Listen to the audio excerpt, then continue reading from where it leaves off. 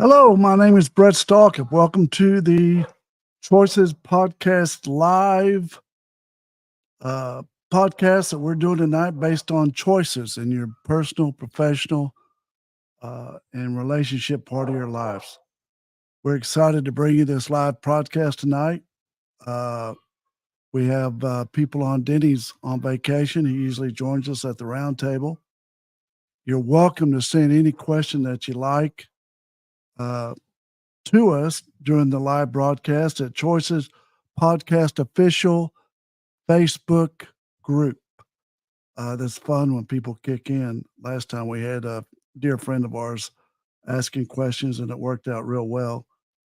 But we have started a podcast on choices and we just finished an episode, a series on World Gone Crazy. And the only reason we finished it because we were so exhausted about talking how the world has gone crazy in all phases of our life. Uh, and it started with power and money is the root of all evil, starting in Washington, D.C. And it's still going on. If you haven't noticed, both sides are trying to fight for control, and both sides have lost their mind. They really don't care about us down here in the great state of Texas or wherever you're listening to us. Anyways, my co-host is Carcass John. He'll be joining us. And Denny's always here, but he's in California tonight. He's on vacation, much deserved. But tonight's episode is going to be on love one another. And I'm excited to start talking about loving one another because I'm tired of talking about the negativity of world gone crazy. And we always like to start the show with reading lyrics from a song. And Carcass John usually comes up with a great group somewhere locally, somewhere left, somewhere right. But tonight's reading, I talked to him earlier, is by the Beatles. All You Need Is Love. The lyrics go like this: love, love, love, love, love, love, love, love, love. There's nothing you can do that can't be done. Nothing you can sing that can't be sung. Nothing you can say, but you can learn how to play the game. Love. It's easy. Nothing you can make that can't be made. Love. No one you can save that can't be saved. Love. Nothing you can do, but you can learn how to be in time. Love. It's easy. All you need is love. All you need is love. All you need is love. Love is all you need. And it continues saying love about 300 times during that lyrics. And I love that song. And the reason I love the Beatles so much is I have two girls, and the oldest is Alex, and the youngest is Dylan. And I always thought that I would have a boy in there somewhere. And as my friends all said, it's God's will for me not to have a boy because I'd have been too hard on him. And they're probably right. But, anyways, I had to figure out something common with my girls. And so with Alex, the common thread that we have in our life is collecting albums. She's a huge Beatle collector. And Carcass John has done a great job teaching her how to collect and be a Beatle historian.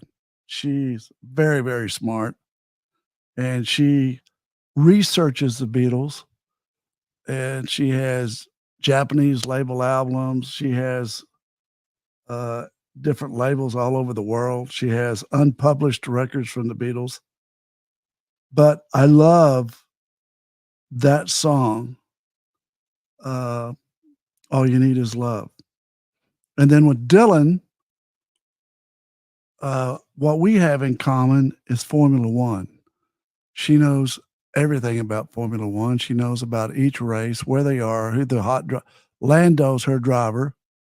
And it's crazy because when we go to the track, my friends who run the McLaren group are always asking Alex what's going on the Formula One race, and she can tell them every time. So that's really, really, really cool. Uh, and it's fun for both of us to go to the track, sleep in our RV, and just have a good time. But the reason we picked tonight, love one another, is interesting. Um, because I think it's always goofy when a guy says, "Hey, we got to love one another." And I think it's really cool if we slow it down and say, what does that mean? All right. Denny was bringing up the they principle, which is you got to surround yourself with the proper they. That is, people that are tough, honest, people that are encouraging, and people that are God yielding. And I truly believe that. And Denny and Carcass and I are all three like brothers. And Denny and I have known each other since 1972. But the really cool thing that he also included was the part of they, and to be healthy, you have to get outdoors in some capacity where you can free your mind and really enjoy the nature as God intended you to enjoy it. And so I'm going to be talking tonight. I did that the last 4 days. I went to Montana fly fishing and had a wonderful time. It was all the guys that there's Carcass John, all the guys at Meadows uh, Lodge in Montana took good care of us. So I was practicing some different principles, and I want to talk about those tonight. And one of them was uh, slow it down long enough that when I didn't know anybody in that lodge and all the guests, and one of the guys, I hope he's listening tonight, his name is Harper. Harper was a cool dude. Harper uh, is from Oklahoma, and he's of Indian descent, and I really enjoyed getting to meet him. Uh, he was like really, really, really cool guy. And so I was practicing some of this love one another by uh, slowing it down to get to know him. He was really a funny guy, and asking him questions about himself, like, where are you? I mean, where are you from? What do you do? How many kids you have? Why are you such a fun guy? What brought you here to go fishing? And I think that for us to love one another, you've got to slow it down and help, try to figure the other person out. And that's exactly what it says in the Dale Carnegie book, second best book ever written besides the Bible, called How to Win Friends and Influence People. And part two of his book, he talks about 6 ways to make people like you uh, in his book. And I want to talk about those tonight. He talks about the 6 principles. Principle 1, become genuinely interested in other people. You become interested in other people rather than trying to get people interested in you will gain you more friends. That sentence right there says more than you can imagine. Because really, when you get down to it, people don't care about you. They care about themselves. They want to hear about themselves and they want to tell you about themselves. So the more you ask them about themselves, the more they're going to like you. Uh, Principle 2 of 6 ways to make people like you is to smile. Have a good first impression. Expression on one's face is more important than the clothes one wears. A smile means I like you. An insincere grin does not equal a heartwarming smile. A smile changes the atmosphere. You know, when somebody walks up to you, and especially a young child or a young boy, grabs my hand, shakes my hand, looks at me in the eye, and says, "Hey, my name is Joe Smith." I'm like, "Dude, you've got me." And they're smiling, they're enthusiastic, they're intoxicating. Uh, just it lifts. It's a first impression when you're smiling. It's intoxicating. The third principle is a person's name is to that person the sweetest and most important sound in any language. Isn't that the truth? That's the reason sometimes it's funny because if you introduce yourself, you're more worried about hearing you say your name than being introduced with the other person's name. Uh, when you practice this, you'll start remembering other people's names a lot easier. Um, it's hard to keep that in track.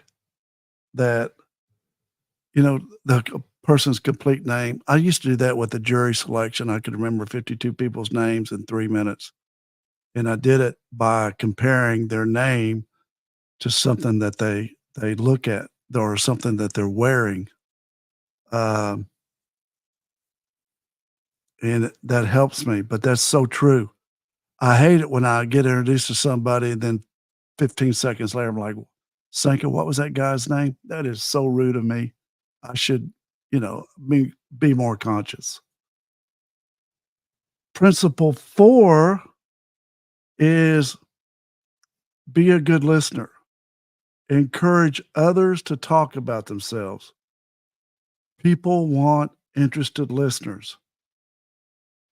If one says little to nothing and listen intently to the other person, one will become a good conversationalist. I mean, that's the truth. If you think about it, somebody that really communicates with you or speaks with you, you like it when they're asking about you and what's going on in your life. And you can tell when they're listening because they look at you in the eye and they shake their head or up or down. But listening is an art, and it's something that you have to exercise. It's like a muscle. Listening, you have to really take time to be a good listener and to really pay attention and not let your mind wander while you're listening to that person, or don't be like uh, sidetracked while you're listening to another person. People are usually concerned with what they're about to say next, that they do not pay attention to the current speaker. Isn't that the truth? Listen with your mind and attentively consider what you have to say. Listening to people due to genuine interest is the highest compliment one could give. Isn't that the truth? People want how you doing, Carcass? You in there? I'm in here. Can you hear me? Oh, yeah, you're awesome, dude. All right, check, check. Microphone check. Yeah, you Ooh, in, babe? frustrating. That's okay. We got it. I'm gonna Don't kick mean you to in here. interrupt. I was thinking about what I was going to say, but I was still listening to you. Oh, that's good, Carcass. Carcass. That's the truth, though, isn't it? No, it is the truth. I wonder what I could ask this person next instead of listening to them, you know? I'd rather hear their answer and expound on what they Yeah. That's the art of direct examination. Who, what, when, where, why questions. You're good at that, Carcass. One could shut this is good, Carcass. I'm reading said. from uh, Dale Carnegie, How to Win Friends and Influence People. I'm on principle 4, be a good listener, encourage others to talk about themselves. One could shut people off by talking about oneself, interrupt,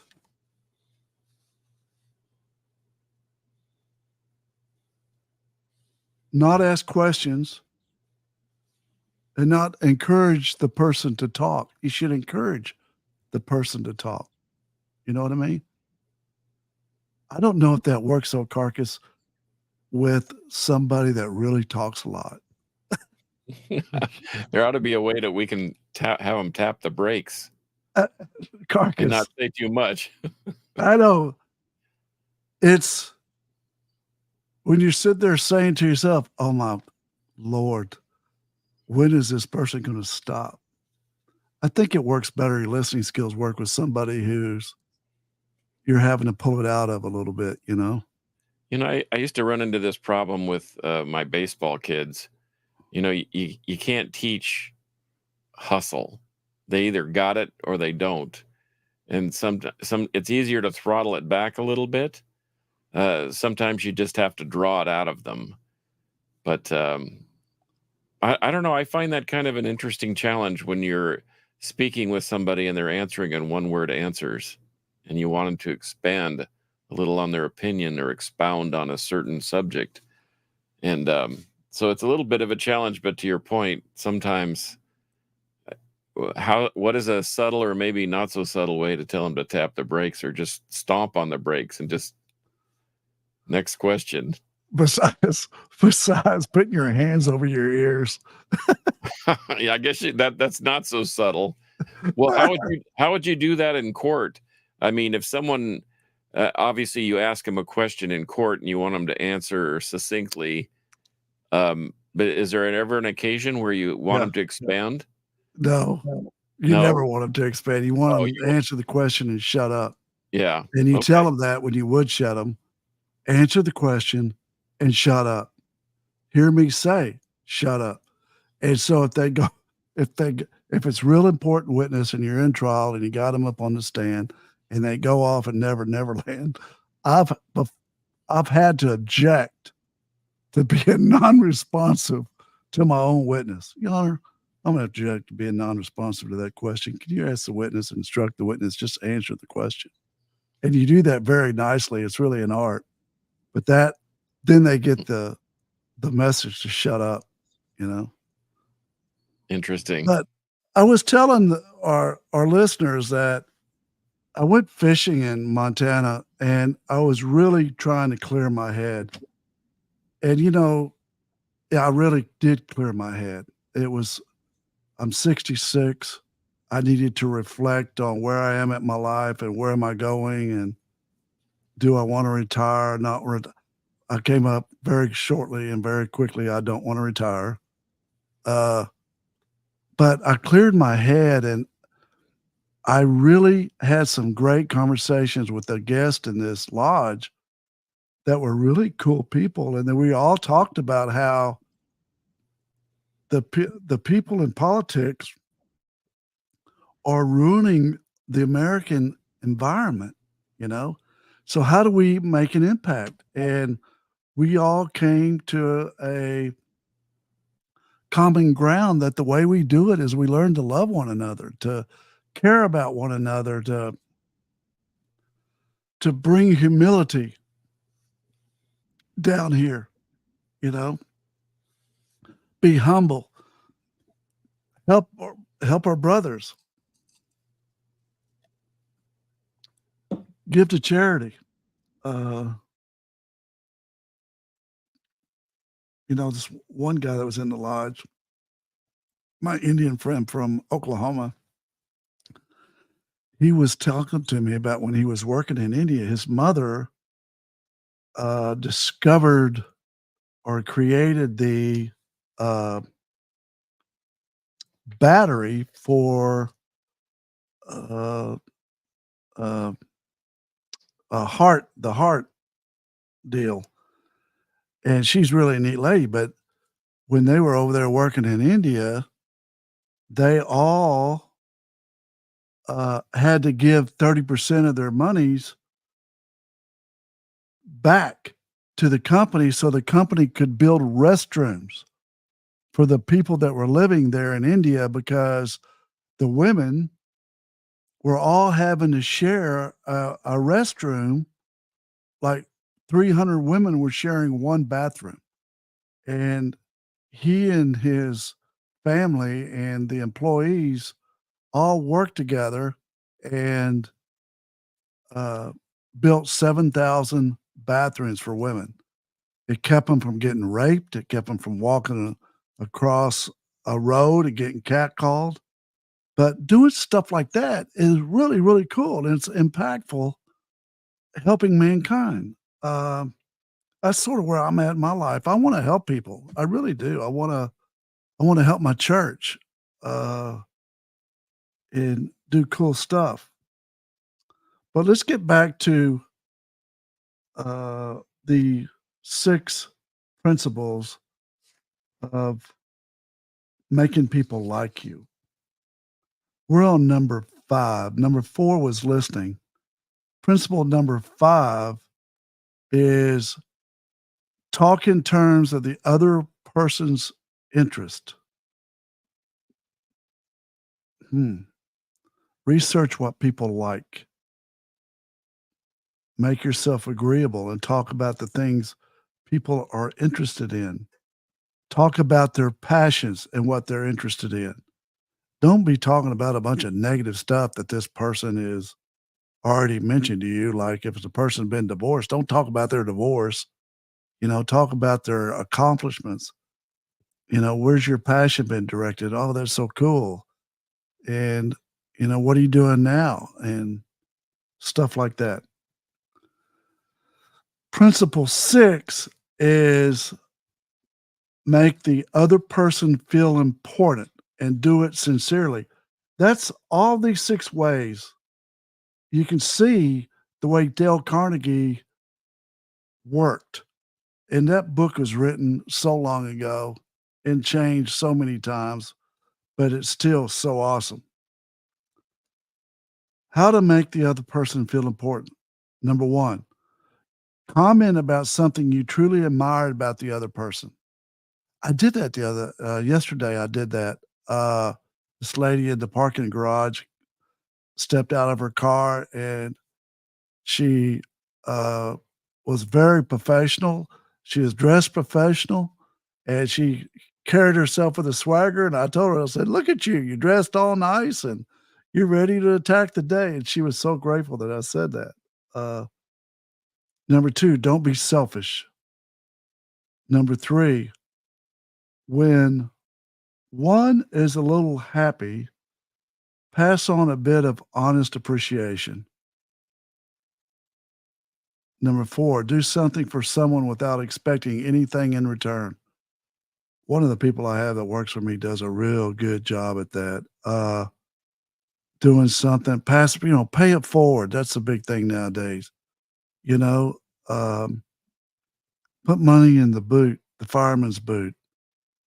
But I like it was when you do something and you surprise somebody and you don't expect anything in return. I think that's cool. People want approval of others they meet and be recognized of their true worth. And, you know, I don't care how they look, how they walk, how they dress. Uh, you can make them feel special. Whatever it is you need to do to make that person feel special, exercise that muscle. Do it. Remember, cheap, insincere flattery does not equal sincere appreciation. That is so true. Uh, I hate someone that's just uh, throws out a cheap compliment and, they no more meant it than a man in the moon. They might as well take a glass of water and throw it in your face. This is good. Phrases to Remember by Dale Carnegie. I'm sorry to trouble you. That's a good one. Would you be so kind as to? That's a good one. Won't you please? Would you mind? Thank you. That's always good. I was thinking when I was reflecting the last 4 days on differences I can make in people's relationships around me at the workplace, and I need to be more positive and less critical. Uh, Practicing law is hard. I mean, I know a lot of people, "Oh, you got it so easy." No, practicing law is hard. I predict only 20% of my law school class from Texas Tech is still practicing law that I went to school with. And it can get on you, man, because the the people you talk to all day long are people with problems, and you're trying to help them. But if you don't take enough vacation, if you don't go fishing, you don't get out there, you're going to get a negative attitude whether you like it or not. So taking a break, getting out with nature, looking at the eagle, looking at a moose, freshen your mind. There's plenty of room in your mind. Just, make room for it. Uh, Number 8 of making the other person feel important and do it sincerely. Number 8 is express your admiration. Most, if not all, people you meet will feel superior in some way towards you. That's all right by me. I can take second all day long because I know I've got enough confidence and I'm narcissistic enough to put myself number 1 if I need to. People who are oh, here I am. People who are egotistic usually are the least deserving to feel achievement. That's me. Do not take people for granted. That's true. Don't take people for granted. That is the 6 principles of how to make people like you. And I think Dale Carnegie, he was one of the most successful motivators that ever lived. I mean, the Dale Carnegie course, he had a school, you know, this is what he did for a living, but his book brings so much value and different tools and ways to create uh, positive vibes around you in your life. And I go to it all the time. I have a summary of the book. I make every intern read the book and type a summary so I know that they read it because I know if they live those principles that they'll be successful at whatever they do. And that's what I want for them. So, all we need is love. Love can be a form of communication to our neighbors, just being nice to people, being kind to people. That's what my baby daughter always tells me about that Styles kid. He's all about kindness. I go, "What are you talking about?" His music's about kindness, being kind. That goes a long way. It's the golden rule. Uh, Treat others how you want to be treated. And I think these telephones have come a long way to advancing our communication and technology, but they've also gone a long way in ruining our communication. People don't talk from their heart anymore. They talk from their head because that's them using the phone. And they don't have to feel by using the phone. They don't have to feel sadness. They don't have to feel guilt. They don't have to feel anger. They don't have to feel fear. They don't have to feel.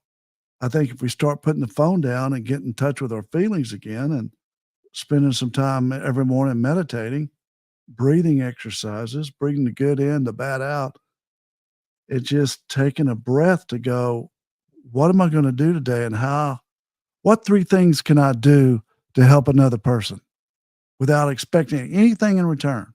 What can I do? And I think that's a good place to start. Being kind with one another, being love is a verb. Love is uh, an action. It's not a noun. It's not sitting there. It's doing. And and it's not corny for men to say and tell their wives that they love them. And I tell my girls, uh, I tell them every day. I try to tell them. I try to break the chain on the way I grew up, and I try to tell my kids all the time how much I love them and respect them, and I want good for them, and support them in any way that I need to support them. But also, they're at 18, so their life is their own, and their choices are their own. And I've done as much as I could building a good Christian base in your life. You've got the cross to look to on top of the chapel. Something happens to me, you'll be fine. But in the meantime, you're going to be nice to people. You know, you're going to be nice to your friends and you're going to give back. And y'all, the listeners who do know my wife, Senka, know that she is the number one caretaker and giver known to mankind. She and her friends take care of all the dogs that need help. Oh my gosh, if I get one more dog over here, they take without expecting anything in return. Uh, they do what they can. If one of the ladies is in a health issue, they all jump in. They all take care of them. They all, put a food calendar together. Uh, they do what they need to do to help their friend out, and I really like that and I watch it. But it's like I told this guy over the weekend. I told him, I said, "Listen, my wife is Greek, dude. They teach you more about family than you could ever imagine." And he looked at me and goes, "Do what?" I said, "Listen, my father-in-law had a Sunday dinner. He was written up in a Sunday paper in Virginia Beach for his Sunday dinners. The whole family. You came to Papu's house on Sunday to eat a steak dinner. He had, I don't care if it was raining, if it was sleeting, you're coming to Sunday dinner. You're going to sit down around the table. Yaya's going to be on one end, Papu's going to be at the other, and the youngest kid will be next to Papu. And you're going to eat as a family." And it's just amazing the Greek culture, how much it's taught me about being a family and loving your family. And it starts there. Love one another. It starts with loving your family and taking care of your family, no matter what. Uh, you got to love each other. You got to take care of each other. You have to do it unconditionally. And I enjoyed Yaya and Papu. Um, I didn't know my grandparents, so I wanted my kids to know theirs. And I made a commitment to Sanka that whenever your mom and dad want to come to Dallas, it's done. So they spent a lot of time with us and we traveled together. We did stuff together and they do my kids.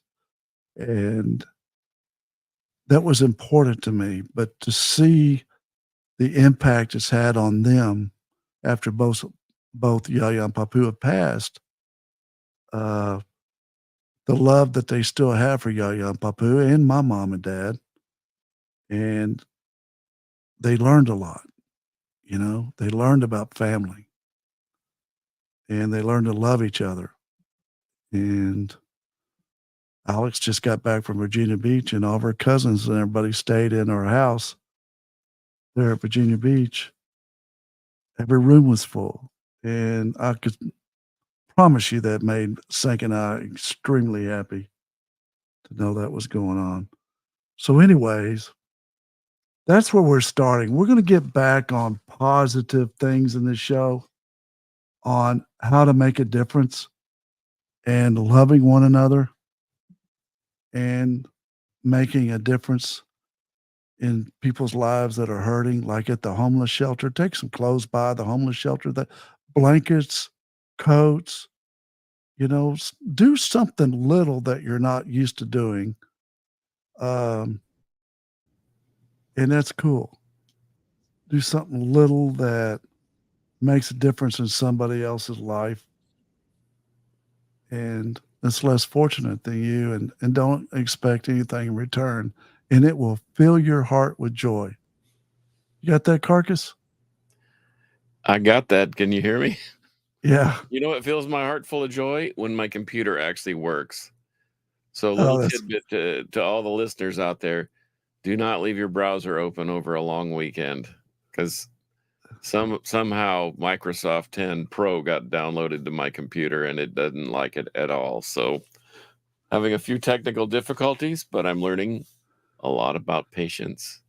there you go, Carcass. So, Carcass, you're awesome too. You got a lot of love in your heart. Um, we what else you want to say, Carcass, before we end this show? well, speaking of love, I saw something over the holidays. My sister is a sponsor, one of the directors of this event that happens out where she lives, where they unfurl a flag the size of a football field between two mountains. It's pretty impressive, and they actually honored my father and two other veterans, one from Korea, one from World War II. My father having served in Vietnam, and my father uh, pointed my mother out in the crowd when they were giving a little vignette about him and said, "That's the real hero over there. She raised 5 children pretty much on her own while I was out fighting and doing the war thing." And I thought that was really impressive, only from the fact that it just shows how much that he really loves his wife. And so he set a fine example. And it wasn't, he didn't say a whole lot, kind of like you were saying earlier. How do you get people to, sometimes in TV they do this where they want you to stretch it out, but they do this when they want you to end it. And my dad's always doing that. He's a man of few words, but boy, they sure are poignant and they sure are meaningful. So um, I know the episode was Love One Another. I have lots of hot sports opinions about that. And it starts with learning to love yourself, obviously, and then not judging yourself or others. I think that has a lot to do with I think you need to learn to appreciate. I think I hear all the time where people say, "Well, I love this person, but I just don't like them," and I think it's hard to be juxtaposed like that and really show them the kindness that they're due. But anyway, If you add gratitude on top of what you just said, you have the full ball of wax. Kindness, and if we're grateful, it all starts with gratitude. Being grateful for what we have, being mhm. grateful for our family, being grateful for friends. People can see gratitude, you know? Well, and once again, it's your action. It's not your necessarily your words. And I think when we have the opportunity to show somebody our gratitude and show them, they'll understand how much we care for them and how much we love them. Well, that's a great way to end the show. We're going to do it with one of our slogans today. Before I get to that, please, we're growing at a rapid rate, which is really cool for us. Please follow us or like us on Facebook, on Choices Podcast Official group, and share our podcast with your friends.